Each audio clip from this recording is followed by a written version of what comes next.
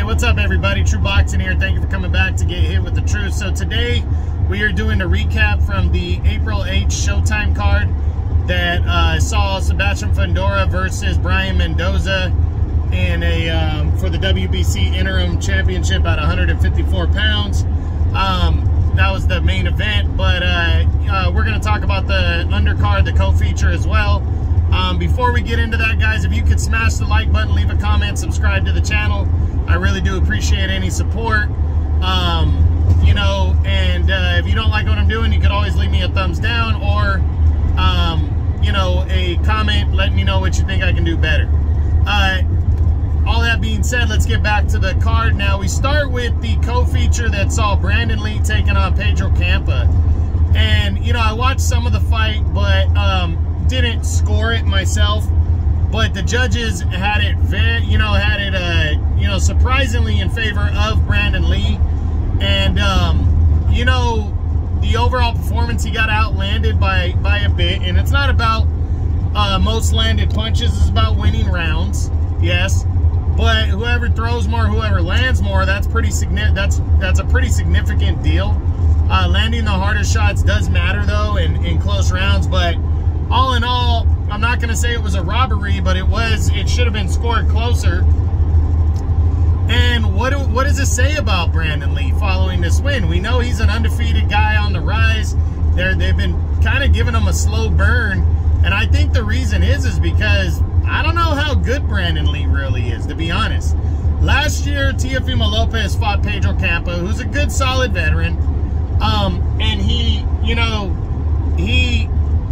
Campa worked hard in this one, but, you know, Teofimo Lopez, that was his debut in the weight class. He pretty much just broke down his opponent, you know, in Campa and stopped him in the 7th round, you know, and it was his debut. And we know Lopez is pretty much an elite fighter.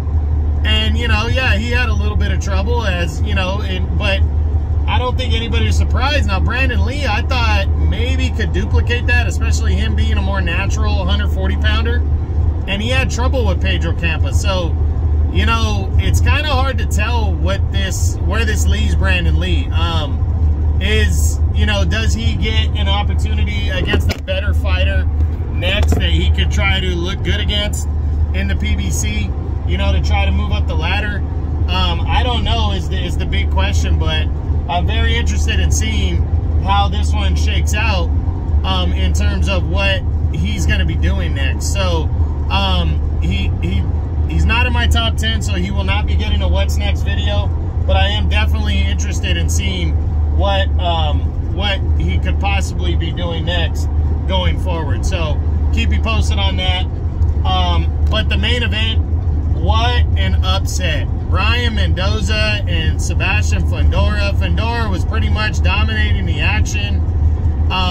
He was winning handily on points. Mendoza was landing shots here and there, but I didn't really think Mendoza was making any kind of a dent on Fundora. And then, man, he landed just a wicked left hand that hurt. It was a left hook that hurt Fundora badly.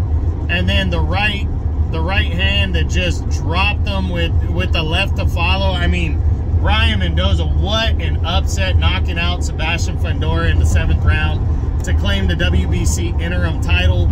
I mean, I'm seriously shocked. I'm shocked, but I'm not shocked in the sense that I always believe that Fundora leaves himself too open to get hit with big shots. But that he's good enough to, you know, continue to beat a guy like Mendoza. But, you know, you get caught, and the way he fights, leaving himself right there in the pocket, as big as he is, really kind of, it hurts him, but that's the way he fights. But I also looked at it from the other side, and like, what if he uses his height and reach advantage? Then nobody's going to want to fight him. If he becomes like a Paul Williams, throws a lot of punches but stays in there, but pretty much can outbox his opponent whenever he wants because he's so tall and stuff like that and long.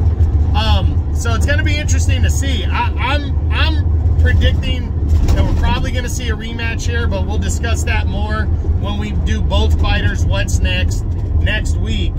But yeah, I'm seriously shocked at the result. I mean, I can't believe that that we saw a knockout of this magnitude, you know, on Fundora by Brian Mendoza. But congrats to Brian Mendoza. I mean, he guarantees himself a top 3 spot with that upset victory. And, you know, he's definitely a player now and a guy to be dealt with, you know. And, you know, we'll see how he does going forward, you know, following this win. But again, we're doing what's next on him and Sebastian Fundora next week. So that's it. That's what I got. That's my Showtime recap from the Saturday, April 8th card that was headlined by Sebastian Fundora and Brian Mendoza for the WBC interim super welterweight title. Hope you guys enjoyed the video. If you did, smash the like button, leave a comment, subscribe to the channel. I appreciate any and all support. This is True Boxing. You've been hit with the truth.